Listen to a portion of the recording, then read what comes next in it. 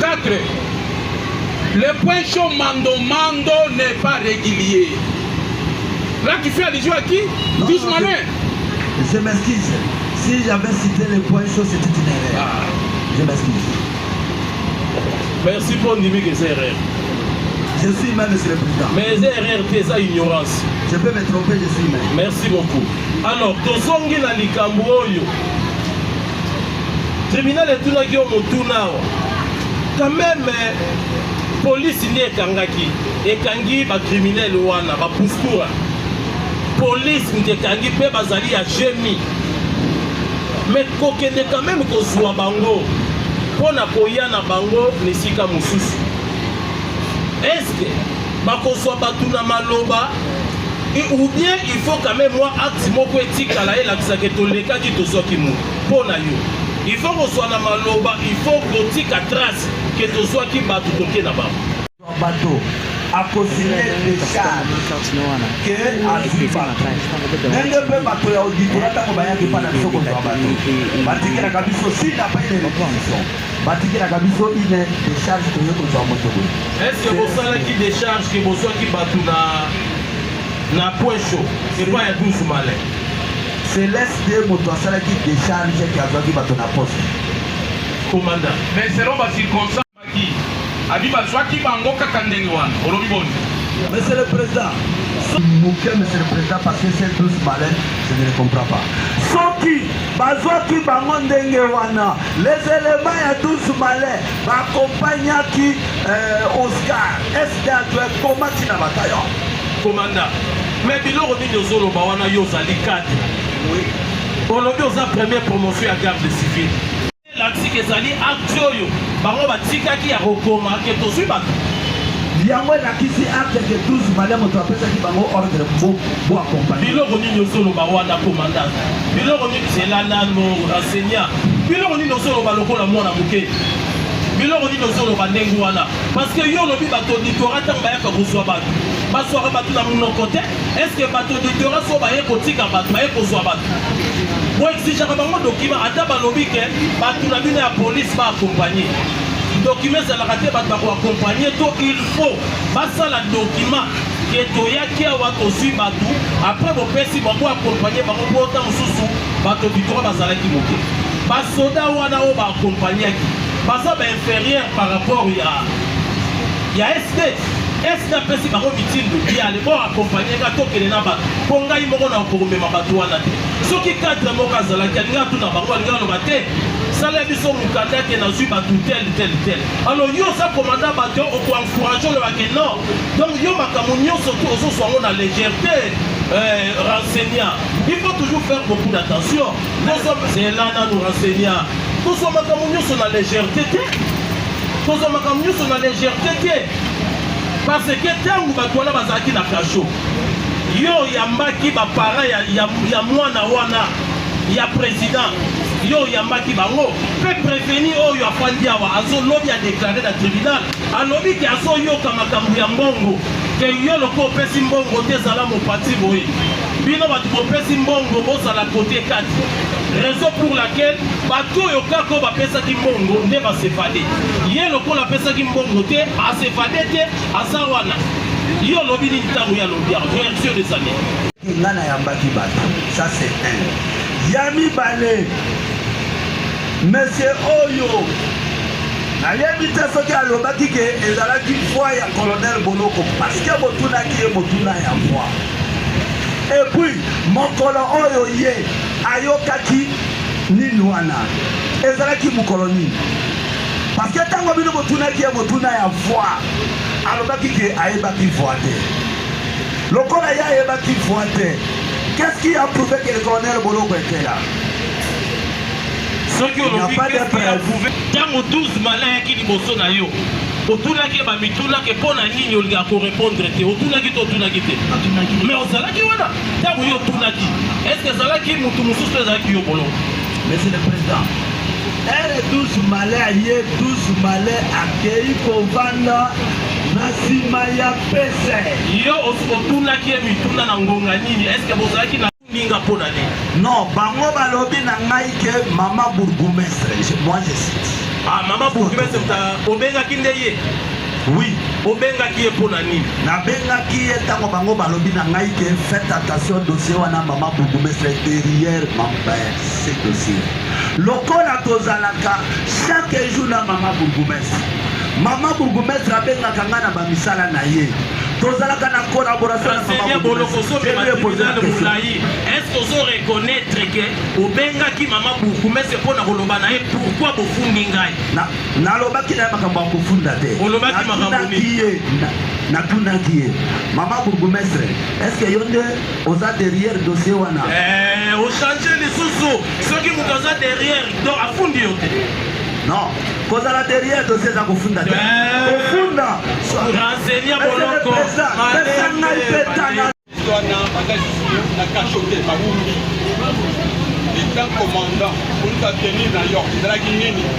ezalaki bakanga chef de poste parce que l'SD m'a dit le chef de poste afungoli passion vers 20h ou 21h nayeso chef de poste mpe balandaki yango bakangaki mpe chef de poste yo naza pesa.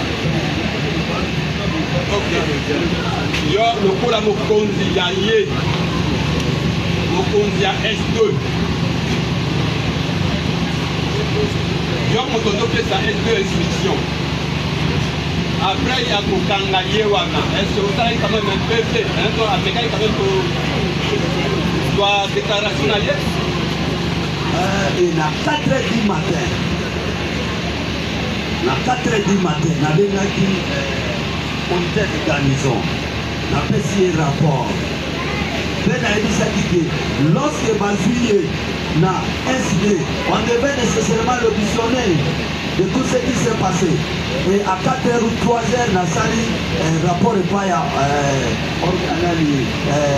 auditeur de garnison réponse auditeur ya garnison aza présent alobaki nanga alobi memela biso bango tokomi na ba 6h ou 7h akobenga nga lisusu akoyebisa ngai ke bato wana oyo nalobaki na yo omemela nga bango baza wapi nayebiseke les auditeurs de garnison zela moke nabenga bato bazali kuna po biso tozalaki na renonce na ndila alors nakobenga sd lesd ki bamedire ke toza kosilisa rapport comme ça tomema bango supérieur tribunal ngai tuna yo est-ce que yo yebiaki okangalaki nani baproposaki $300 na mama wa ya nani ya président ozalaki sur place ntango banaki kokale nani commandant sur place qui se respecte soki mese moto moko ayepa na ngai kopropose nga mbongo na kokanga ye baproposaki nga mbongo te parce so moto ameki kopropose nga mbongo na bacirconstance wana eza corruption na kokanga ye mpe bakosambisa ye moto moko aye kopropose nga mbongo azali te osokala wana akawa wana oyo uti oloba awa so baye kopropose nga mbongo na kokanga motu wana osokanga déjà combien de personnes oyo baya koproposa yo mbongo yo osokanga ye mais c'est l'organe de la loi bakoki koya koproposer naza organe de la loi te juge mais c'est le juge batikala kopropose ngai te po attitude na ngai kuna ntango nazalaka eza mo mpe difficile moto aya kopropose na mbongo parce que ntango totie officier de police judiciaire akomi construire un dossier mais le commandant aza lisu na dossier presque pas bakopropose na ntango rene kozwa bapostura wana na poste wana basambaki to basambaki te ntango bazali kuna rapport nazwaki paponga nakendaki te moto akendaki ezalaki rapport ozwaki basambaki te basalaki combien de jours kuna à peu près 2 jours à peu près 2 jours ata moto moko asambi te asambaki te donc bayekaka kosamba na bato oui parce que soki basambaki monsieur le juge le commandant wana alingaki atindela biso bapeve oyo ye asambisaki. Vous pouvez mettre vos chaises de côté. Seulement l'audience pour 15 minutes. Et en revenant, c'est pour que nous écoutions les réquisitions du ministère public. À l'issue de ces réquisitions de peine, nous allons accorder la parole aux deux prévenus qui doivent répondre. Le ministère public a retenu dans un premier temps les qualifications suivantes: l'évasion de détenus, la violation des consignes et terrorisme. Ces trois infractions retenues, dont l'une des terrorismes reprochés aux prévenus Petit Jessie, et les deux autres, la violation des consignes ainsi que l'évasion des détenus, sont reprochés au brigadier. Mais le tribunal rappelle à l'intention de l'auditeur militaire. Parmi les fugitifs, les évadés, il y a Wello Bile, Christian, Mario Mwanza, alias H4. Il y a Mwana Dibombo Emmanuel.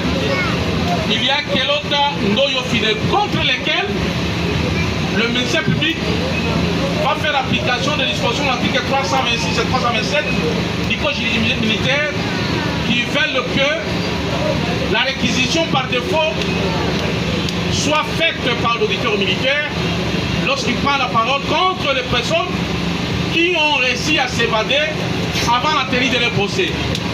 Voilà, l'audience va être suspendue et en revenant, le ministère public va prendre la parole pour ces réquisitions de peine. Merci, nous suspendons pour 15 minutes. Kenda.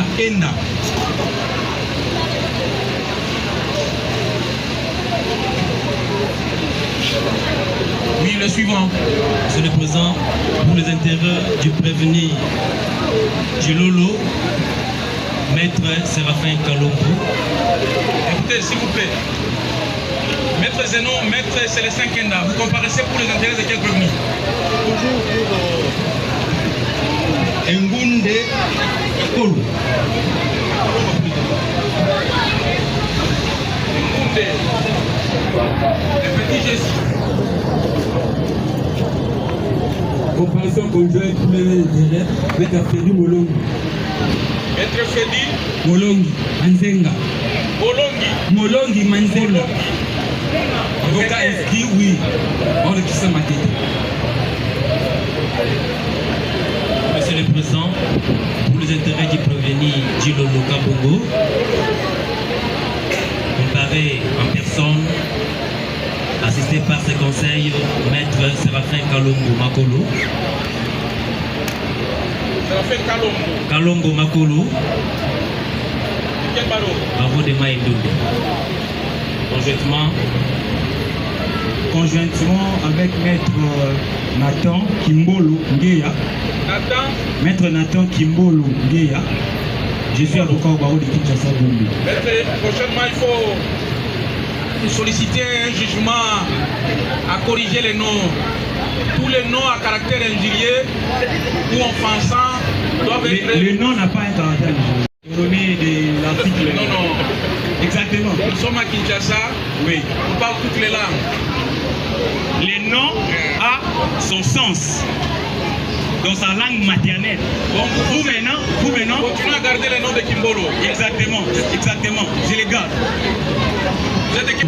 Maître Nathan Kimbolo Ngeya. Le suivant. C'est tout. Oui, c'est tout. Pour assurer les intérêts des clients à ces procès sont ceux qui sont inscrits en premier lieu d'abord à l'un des barreaux de Kinshasa, soit Matete ou Gombe. Ceux qui ne sont pas de ces deux barreaux et qui sont issus de la province, notamment Maître Séraphin Kalombo. Il y a Maître Séraphin Kalombo qui dit qu'il est du barreau de Maïnombe. Est-ce que peux-tu nous produire l'autorisation du bâtonnier pour prester dans les cas ponctuels? S'il a l'autorisation, le tribunal va vérifier, il va prester. Et s'il n'a pas l'autorisation, le tribunal demande d'ôter la robe, la toge, et puis de se mettre à côté. Il n'y a pas de débat, maître. Il n'y a pas de débat. Il n'y a pas de débat, s'il vous plaît. Il n'y a pas de débat. Le tribunal sollicité à ce que les avocats soient porteurs des autorisations émanant de leurs bâtonniers. Et évidemment, Monsieur le Président, cela a été circonscrit par la décision numéro 42 par Sénat, par RIC, par 18 juin 2002 portant obtention préalable d'une attestation pour prester dans le ressort d'un autre barreau que le barreau des ressorts. Monsieur le Président, les tribunaux d'essayant et les respecteurs des textes de loi, nous sommes face à une décision du Conseil national de l'ordre. Laquelle décision a 3 articles, dont décide par les bâtonniers nationaux sans préjudice des dispositions de l'article 78, parce que cette décision fait état de l'article 78 de la loi cadre sur les barreaux. Maître. Et c'est là, Monsieur le Président. Suivez. Le tribunal, si l'intéressé n'a pas produit une autorisation qui s'est je cite, Monsieur le Président. Je ne fais pas les débats. Non. Une seconde, Monsieur le Président, vous m'avez accordé la parole. Une seconde.